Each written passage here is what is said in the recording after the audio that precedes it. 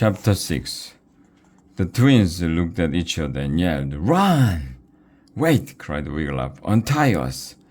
But Bilgy and Margot zoomed to the back of the cavern. "We are toast!" whimpered Angus. Wigglytuff clenched his teeth. He gave one last mighty yank, and his hand came free of the rope. He tossed it off and began to untie Angus. Third! Hurry!" cried Angus. "The dragons are coming closer." The footsteps grew louder. Another cloud of putrid yellow smoke whooshed out of the tunnel. Wigglytuff walked furiously. The twins were terrible spellers, but they sure tied the good knots. "Got it!" he cried at last. He flung the rope from Angus's wrists. Angus and Wigglytuff struggled to stand. Their ankles were still tied together, so each one threw an arm around the other's shoulder. They began walking fast, as if in a three-legged race, toward the rear of the cavern. "Third! Who's messed up the cave?" said a low, growling voice. "Why, this place is a disgrace, a disaster." Wigglytuff and Angus ducked behind the nearest pillar. Wigglytuff had never heard a dragon use such big words before. He felt himself trembling with fear. Or maybe it was Angus trembling, tied together as they were. He couldn't tell. "There is only one way into this cave," growled the dragon, "so I know you are here. Show yourself!" Wigglytuff heard clanking. He glanced over his shoulder.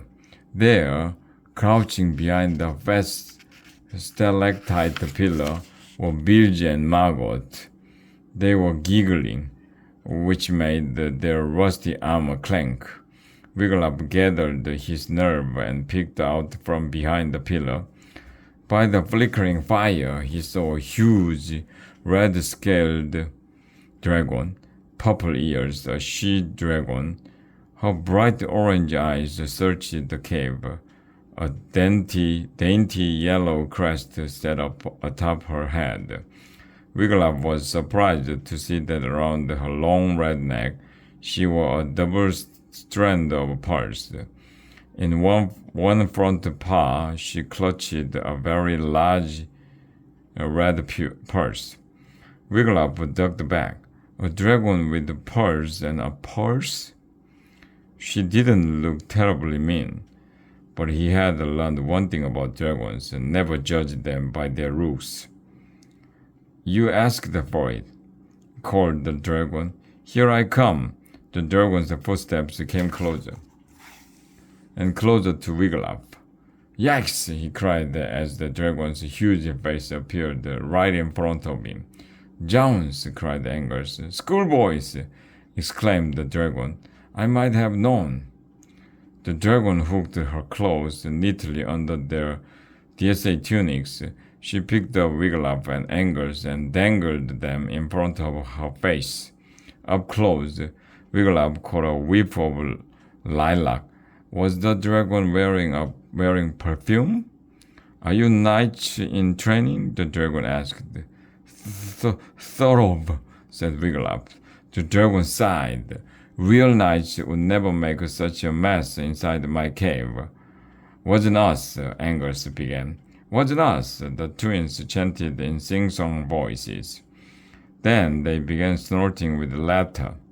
The dragon whirled around. "Who said that?" "Who said that?" taunted the twins. The dragon lunged toward where the snorts were coming from. Angus and Wigglytuff swung wildly from her claw. "Can't get us!" cried the twins. They dashed out of the dragon's reach, then whirled around to face her. "Charge!" cried the twins, waving their stalactite daggers. "My stars!" exclaimed the dragon, leaping back. Bilgy and Margot both poked their stone daggers into the dragon's back legs. They stuck her over and over. "Out! Out!" the dragon cried. "Stop that, you naughty lads!"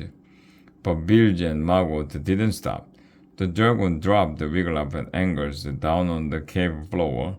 Wiglaf and Angus tried to make a run for it, but with the ankles tied together, they only toppled down in a tangled heap. Nani nani poo poo, Bilge and Margot shouted at the dragon. We are not scared of you. No, said the dragon. Twin clouds of angry black smoke puffed out of her purple ears. I can fix that. Wiglaf and Angus watched in horror as the dragon's yellow crest rose up on her head until it looked like a huge sail. Orange sparks shot from the dragon's eyes. Her pearls began to glow like a globus of red-hot lava. She swiped at the twins with a long hooked claw. Bilge and Margot dodged her and took off running. They zoomed across the cavern and into the tunnel. The dragon opened her jaws and then spewed out a huge tongue of orange flame. Whoosh! Then she put down her purse, dropped to all fours, and raced down the tunnel after the twins. We have to get this rope off, said Wiglaf. He bent over and yanked off his left boot. Angus did the same with his right. Both lads wiggled their feet out of the rope. They pulled their boots back on and jumped up. How do we get out of here? Cried Angus. The tunnel is the only way out. Come on, said Wiglaf, running toward the tunnel. If the dragon comes, we can duck into one of the side passages. Keeping close together, Wiglaf and Angus felt their way along the damp cave wall. They had not gone far when they saw a light ahead. They heard the clanking and giggling. Wiglaf and Angus crept up on the twins. Bilge had Erica's mini torch and was waving it around. Shh, cautioned Wiglaf when he reached them. Are you lunatics? Whispered Angus, laughing and yonking it off when an angry dragon is after you. Be still. Be still, mimicked the twins. Why did you not run out of the cave and escape when you had a chance? Asked Wiglaf. Why should we? said Bilge. Yeah, said Margot. It's our cave. Not really, said Angus. That dragon will be back any minute. Come on. He grabbed Margot by his rusty chest plate. Hey, yelled Margot. Cut it out. Third. Wiglaf grabbed the torch from Bilge and tamed it out. The dragon's approaching footsteps echoed in the dark tunnel. She was heading back toward the cavern. Wait until she passes us, Wiglaf whispered. Then we will make a break for it. The four lads huddled together, but once Bilge and Margot kept still, the dragon's footsteps thundered louder and louder. She galloped past them, heading toward the cavern, and then the thirds began to fade. Wiglaf lit the mini torch. Come on! He led the way out to the tunnel. Angus was right behind him. Bilge and Margot followed. Why do they have to be wearing that old armor? Wiglaf wondered. It clanked like crazy. The four lads ran for the mouth of the cave. Daylight ahead, cried Wiglaf at last. Coming through, yelled Bilge. The twins elbowed their way past Wiglaf and Angus and sprinted ahead. Wiglaf and Angus ran right on their heels. Almost there, panted Wiglaf. Then something blotted out the daylight at the mouth of the cave. Something huge. The dragon! She stood before them, blocking their way. She breathed out a long tongue of flame. Whoosh! Yikes! Cried all the lads. They whirled around and started running back into the cave.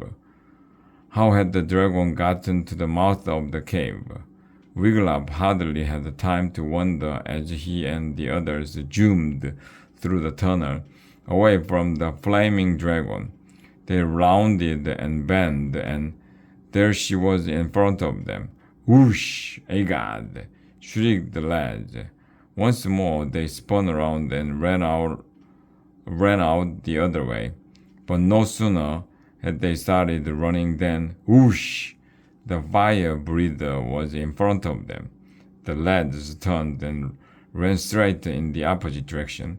Wiglaf was confused. Was he running into the cave or out of it? He didn't know. He only knew he was running for his life. Whoosh! There she was in front of them. They spun around and whoosh! There she was again. Dragon in front, dragon in back. Wiglaf felt dizzy.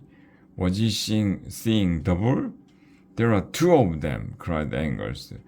Twin dragons, shouted Bilge and Margot. Wiglaf saw that it was true. Oh no! They were really in trouble now. Double dragon trouble.